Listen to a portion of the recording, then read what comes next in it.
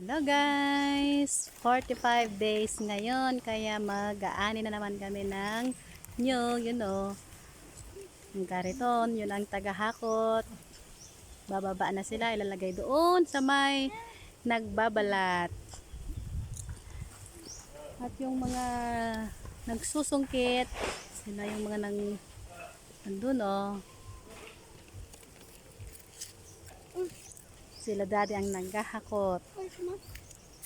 Mga 3 or 4 yon yung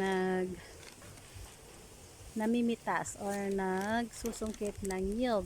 3 lang, 3. 3? Ay, 3 sila. Akala ko 4.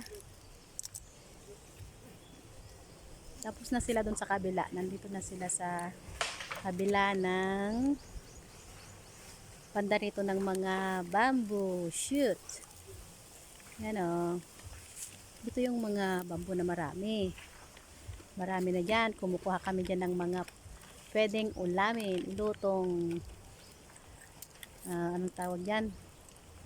Kawayan, yung rabong sa Ilocano. Yan, ang dami dyan guys. Labong. Thank you for watching. Bye bye. Bye-bye.